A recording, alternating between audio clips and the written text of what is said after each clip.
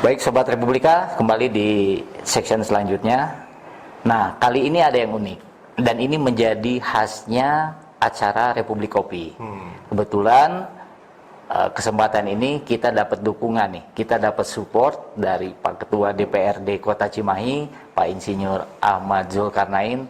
Ternyata beliau itu produsen kopi, 651 Kopi namanya, dan itu yang akan menemani perbincangan kita saat ini dengan kopi 651 Kopi.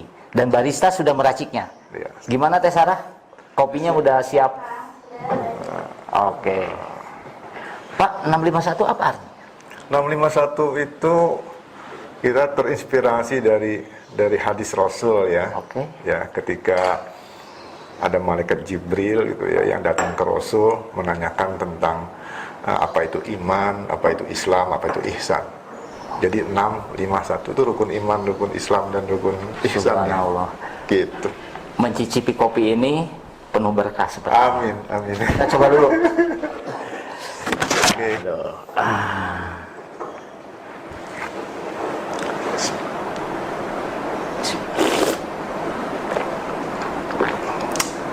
Arabikanya kerasa banget. Mantap ini. Cianjur Pak ya? Cianjur. Cianjur. 651 Kopi. Ada lemon-lemon ini. Ada lemon-lemonnya. Oke, baik. Baik Sobat Republika, kita lanjut ke tema dan perbincangan diskusi kita seputar APBD Kota Cimahi.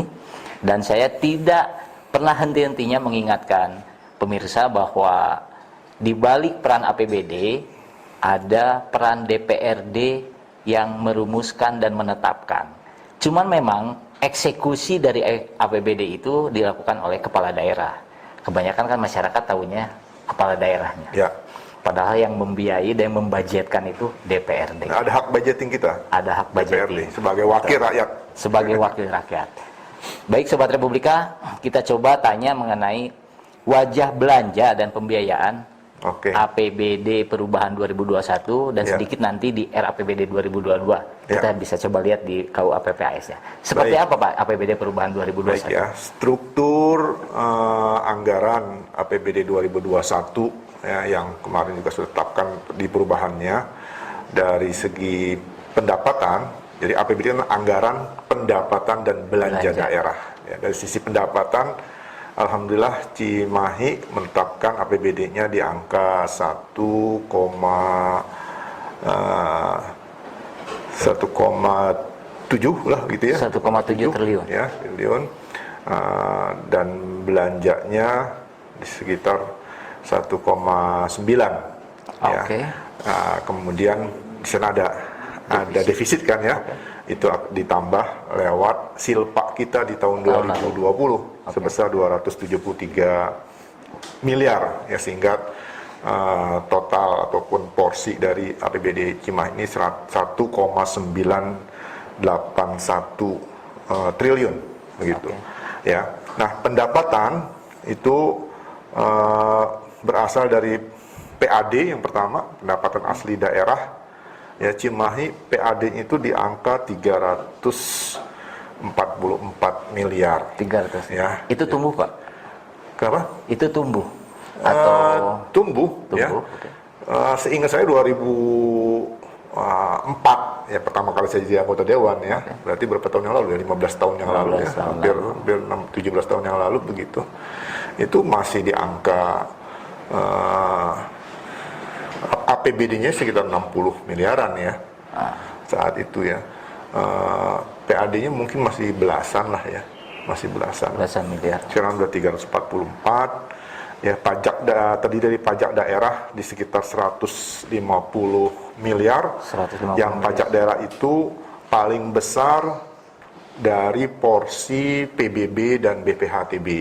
PBB, BPHTB. Ya, PBB pajak bumi bangunan serta BPHTB yang kalau ada transaksi jual beli tanah dan bangunan di Kota Cimahi itu 150 miliar, itu paling besar.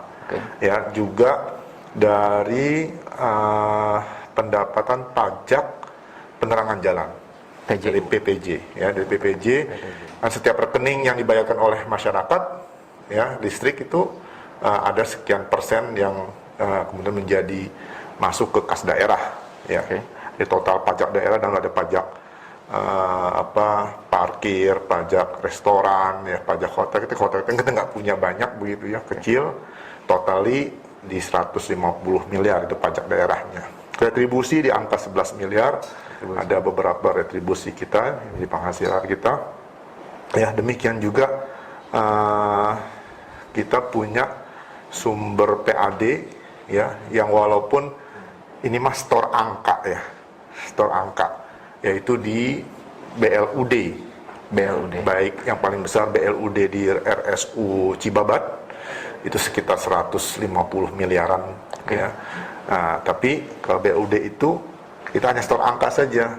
Jadi pendapatan yang mereka dapatkan harus Cibabat itu, ya, kemudian dikelola sendiri secara mandiri, otonom, mereka kelola sendiri. Kita hanya dapat angkanya saja, begitu ya. Dapat laporan saja. Dan itu selalu surplus, Pak, selalu untung gitu maksudnya. Sepanjang ini sih kita terus kelihatan ada peningkatan, ya, dan target yang ditetapkan di APBD pun selalu setiap tahun relatif tercapai, ya, di Cibabat, ya. Kemudian di puskesmas juga juga ada sebagai BLUD mereka ada pendapatan dan kemudian mereka kelola sendiri, ya. Dan kita punya bukan PDAM, masih SPAM namanya, ya.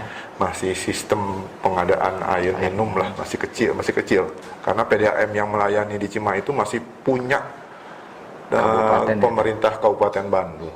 Gitu. Masih nginduk ke sana. Ya, tapi kita punya beberapa SPAM yang kita kelola sendiri, ya, untuk beberapa pelanggan di Kota Cimahi. Gitu. Pak, 2020 tadi kalau bicara beberapa 15 tahun atau 10 tahun ke belakang, pertumbuhannya sangat signifikan, Pak. Betul. Dari sisi pendapatan. Ya. Nah, kita pengen tahu nih dari 2020 ke 2021 karena kabarnya lesu juga geliat ekonomi di masyarakat. Ya, jelas itu, ya, khususnya dari segi ekonomi, ya.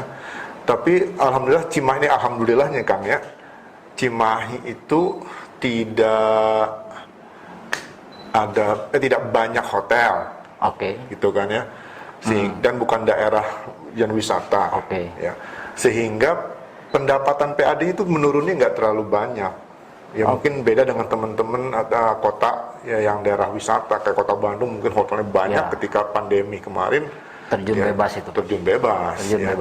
Jadi kita hanya pengurangan yang sedikit saja, ya.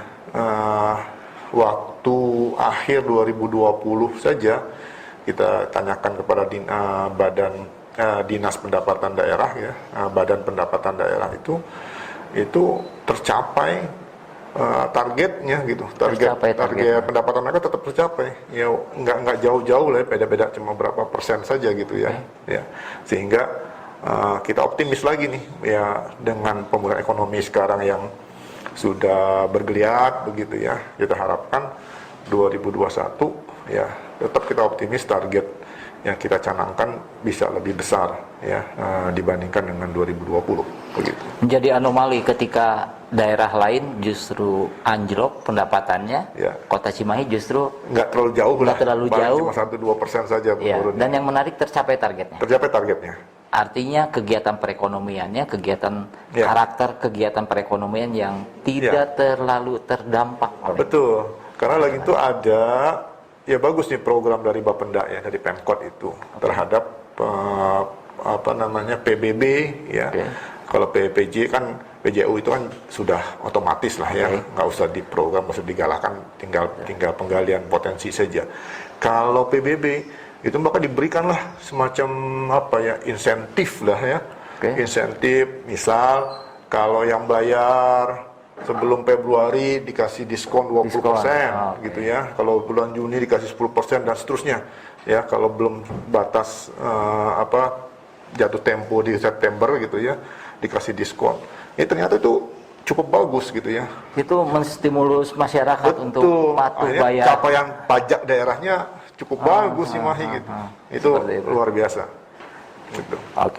Pak, bicara belanjanya tadi pendapatan nih. Belanja, ya. Kita bicara belanjanya. seperti apa Pak? Apakah masih fokus ke COVID? Kalaupun COVID berupa apa gitu ya? Atau memang seimbang nih belanja untuk penanganan COVID dengan belanja memang program rutinnya pemerintah? Ya, saya pikir kalau belanja daerah ya di Kota Cimahi, maka biasanya kita hal-hal yang sifatnya wajib mengikat tuh harus kita posting pertama begitu ya. Jadi wajib mengikat tuh ya gaji-gaji pegawai, tunjangannya segala macam ya. Alhamdulillah 2020 pun tidak ada penurunan pendapatan di buat pegawai gitu ya, buat pegawai. 2021 pun kita pokoknya jangan sampai terjadi penurunan gitu ya. Karena ya mereka hanya dari situ kan pendapatan tetapnya begitu. Dari situ ada belanja pegawai ya. Misal 2021 ini belanja pegawai kita di 728 miliar ya. Kemudian tetap kita menganggarkan fokus ke penanganan COVID dan pemulihan ekonominya ya, tapi tidak dominan di sana ya. Pertama ini bisa kita berikan semacam tugas ke dinas terkait ya dalam penanganan COVID ini untuk melakukan penganggaran yang efektif, efisien begitu ya. Jadi ini bisa terbukti ya, misal angka ya penurunan COVID kita udah bagus banget gitu ya. Bor kita sekarang udah cuma 3% begitu. Ya, vaksinasi ini kita terakhir itu sudah 88%. Ya, warga Cimahi sudah tervaksin ya. Jadi program-program ini yang kita galakkan ya tentu tidak bisa dipungkiri ada bantuan ataupun kolaborasi dari masyarakat ya, baik itu di RW di kelurahan ya maupun di lembaga-lembaga swasta yang mereka membantu untuk menyediakan pengelolaan vaksinasi. Jadi cukup tinggi, cepat sekali. Saya pikir pelaksanaan vaksin di Cimahi cukup bagus begitu ya. 80%, di atas 80% itu kalau kategori PPKM itu harusnya level 1. Itu sudah level 1 itu. Ya. Pak, kalau anggaran kesehatan, pendidikan tadi tetap seperti itu ya. Gitu ya. Anggaran pendidikan saja 20% misalnya. Pak, masih. Oh ya. Dinas pendidikan itu yang diposting di dinas pendidikan saja yang dikelola oleh dinas pendidikan ya. Kan kalau urusan pendidikan kan juga ada beberapa dinas yang menangani ya. Tapi yang di dinas pendidikan saja itu di 321 miliar. Begitu ya. Itu setara berapa persen itu? Ini dihitung berapa persen berarti? 300 dari sekitar hampir 1/6 ya. Nah, itu kan baru belanja programnya. Ya, kalau ditambahin dengan belanja pegawai alias gaji-gaji gurunya ya pasti lebih ya. Seingat saya mah di atas 25% itu kalau totally dengan itu ya. Kan di undang-undang dasarnya dan kemudian dirubah ya, di undang-undang Diknas itu juga meliputi dengan gaji pegawainya begitu. Ya. Di kesehatan kita di 168 itu dinas kesehatan. Dinas kesehatan. Nah, kalau Cibabat kita bantuan dari provinsi cukup banyak. Sekarang di Cibabat itu anggaran 2021 ini sampai ke 410 miliar. Berarti besar. Di atas 10% itu. Betul. Di atas 10%. Nah, infrastruktur yang ditangani oleh dinas PUPR ya, dinas DPKP ya, yang menangani drainase. Nah, itu saya pikir juga cukup besar ya. Di PUPR itu kita posting sekitar 227 miliar. 200 ya.